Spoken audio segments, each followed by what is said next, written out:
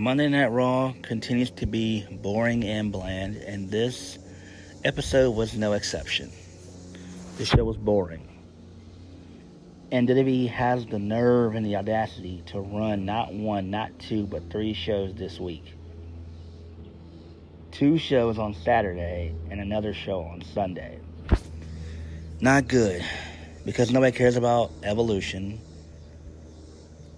because it's poorly put together. The same thing goes for NXT, Great American Bash, and the same goes for Saturday night's main event.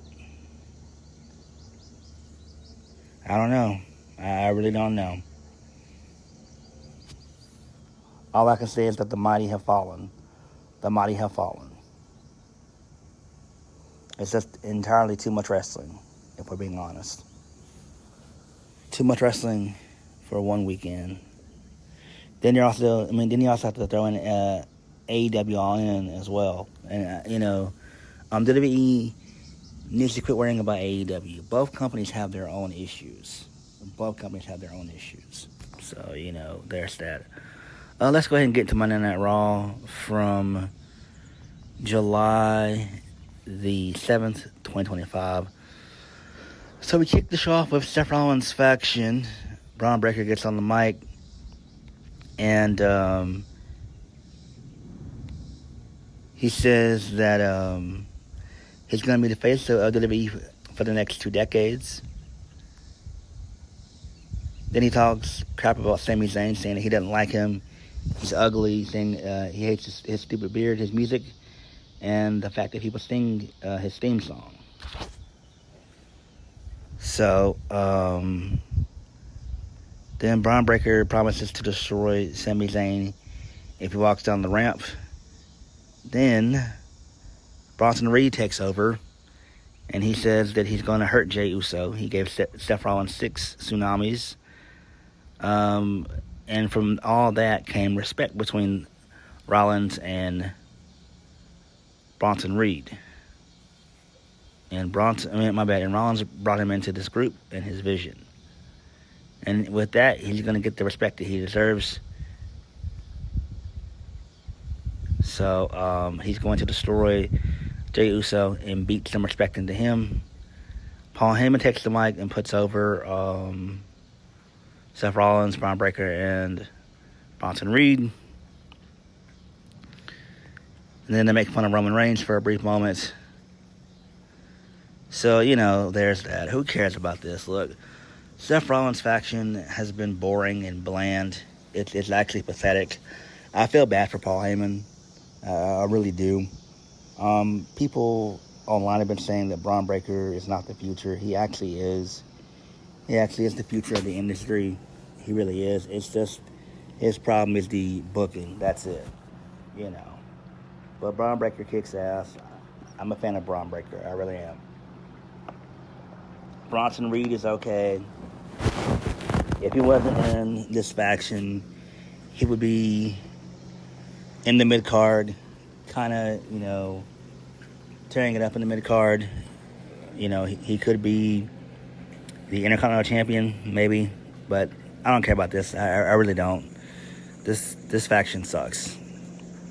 It sucks. It truly sucks. So this leads us into Judgment Day stuff, which is not important. AJ Styles gives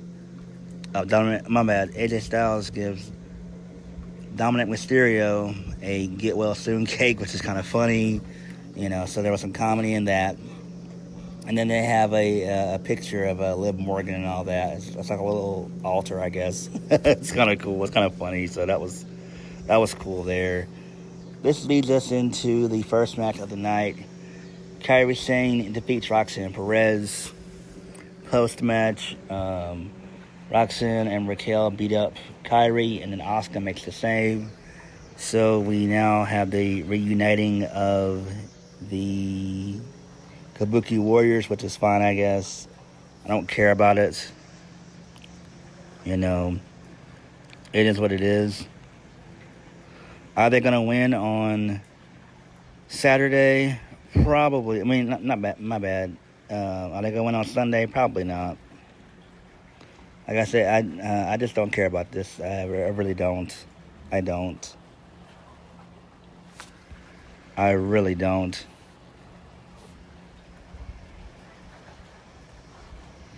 So moving on. Moving on. This leads us into Sami Zayn's backstage interview with Jackie Redmond. So Sami Zayn mentions that he's balancing Karrion Kross and Braun Breaker. So he's feuding with two people. Well, actually, he's in 3 feuds, if we're being honest. Sami Zayn says that he has too much on his plate. Sami Zayn would love to deal with his injured ribs, but he can't. He would love to pay more attention to Karrion Kross, who's probably lurking around. All he can think about right now is Braun Breaker. He doesn't care if Braun Breaker likes him, his music, or his beard. Breaker is a dangerous man, and he has to concentrate on him. Okay, that's fine there. All right, moving on. So this leads us into the Creed brothers. They have a backstage interview. Oh, my bad. They're backstage with Adam Pearce. They mentioned how Chad Gable's hurt, so there's no more Grande Americana. So that's fine there. And then Ivy Nile enters herself into the Battle Royal for Evolution. Okay, who cares? Then the Kabuki Warriors, they barge into Pierce's office. They want to be added to the Evolution Fatal 4-Way tag match. Okay, that's fine. Do I care about it? Nah. I don't really give a damn about it at all. Moving on. So Nikki Bella, she cuts a backstage promo. Well, actually a vignette, rather. I'm sorry. So Nikki says it's been a few weeks since he's been back. She wanted to talk about Evolution, but instead she got into a confrontation with Liv Morgan. Liv Morgan questioned her about her womanhood, her legacy, and attacked her. And it lit a fire inside of Nikki Bella. So Nikki wants to return to the ring to have one more moment to prove to her fans and the Bella Army she can do what with basically like what she can do. So there's that. Whatever. It's fine. That's fine, I guess. I mean, you can't blame WWE for this, but it happens. They tried to pivot, but it was a bad pivot. But whatever. She's not gonna win the Battle Royal anyway. Moving on.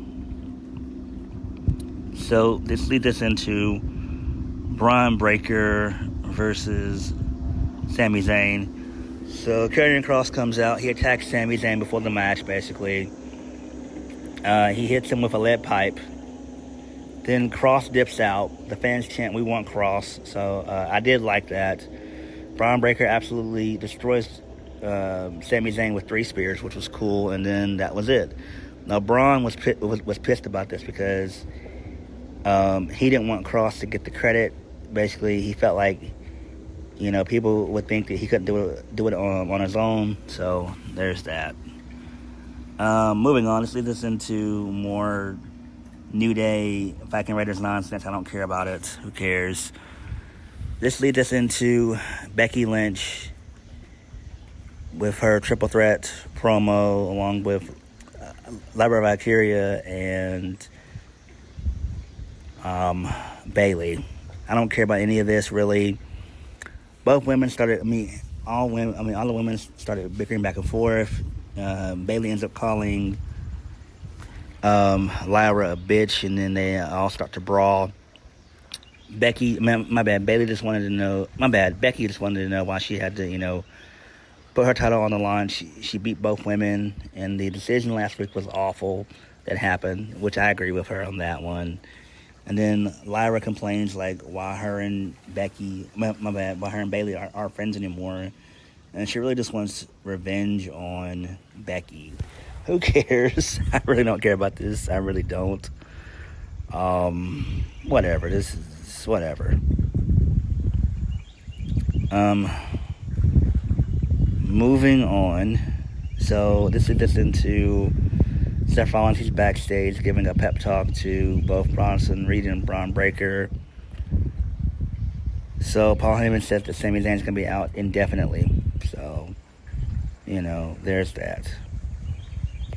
So this leads us into Bronson Reed versus Jey Uso. Jey Uso wins via DQ. Bronson Reed destroys Jey Uso with 2 tsunami splashes, and that was it, because Bronson Reed threw a steel chair in the ring and he used it or whatever. I don't care about this shit. I really don't. I really don't at all. Moving on. This leads us into LA Knight. He has a video package backstage. He says that Seth Rollins really chapped him up. Really chapped him. Rollins has a lot of paying to do because he's in debt. Rollins got something that belongs to him. Rollins is Mr. Money in the Bank. It's his to carry the burden. That burden will be heavy, and LA Knight will show Rollins what he's all about. Okay, that's fine. Is LA Knight going to win come Saturday? Hell no. That's not going to happen. So, whatever. I assume that's when CM Punk is going to show up. I guess. Again, LA Knight should be higher on the card. LA Knight should actually be in the world title picture, but he's not, which sucks. Because Triple H doesn't like LA Knight, and I have no idea why. LA Knight is awesome. Moving on. This leads us into a video package from Rhea Ripley, who says that she's never defeated Io Sky.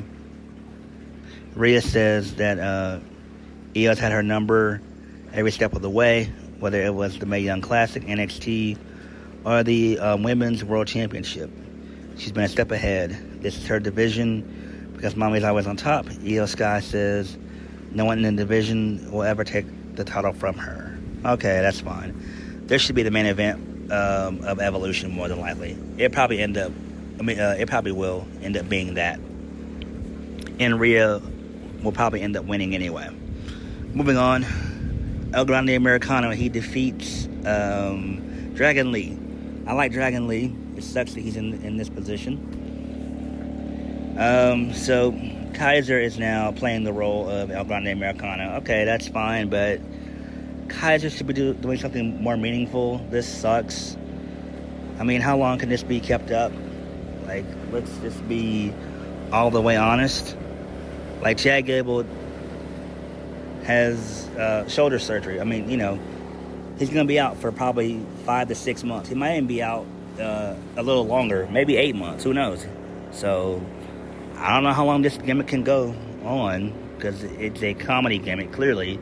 But I think if you add more people to it, like if you add in maybe the Garzas or Santos Escobar, guys like that, I think that could be pretty cool. But Triple H ain't going to do no stuff like that because he's not interested in that. He's not interested in having fun.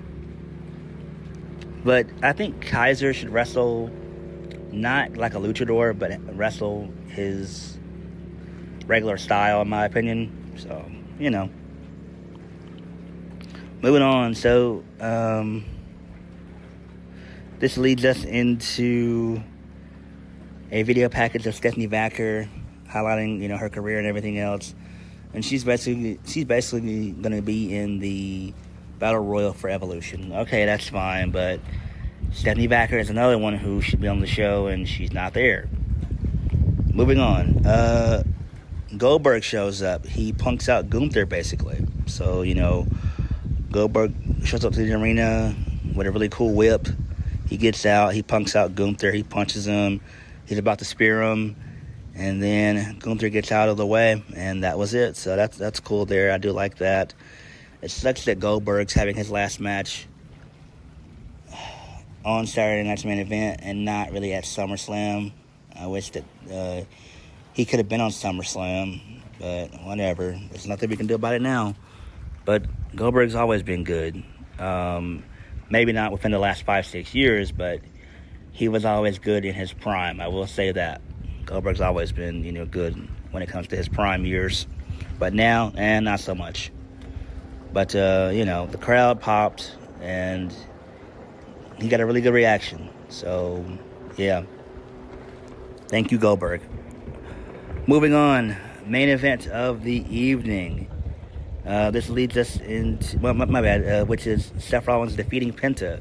He wins via the stomp. I think Paul Heyman got involved. Rollins hit like a low blow. Then he hit the stomp for the 1, 2, 3, and that was it. So then Seth Rollins called for backup, and Braun Breaker and Bronson Reed, they came out. Then LA Knight showed up for about 10 seconds. He attacked Rollins from behind, hitting the blunt force trauma, and that was the show. So it is what it is. It doesn't matter. Raw continues to be awful. It's just not a good show. It's boring. There are no stars on this show. There's no stars. Like, what the hell's going on? There's no CM Punk. He shows up whenever he wants to, and it's usually like the last 10 minutes, the last 2 to 3 minutes of the show. LA Knight, kind of same thing. Seth Rollins' stable is going nowhere. The mid-card is the mid-card. The tag team division is non-existent. Who cares about it? Same thing with the women's tag team division. It's not important either. I mean, Triple H has no idea what the hell he's doing.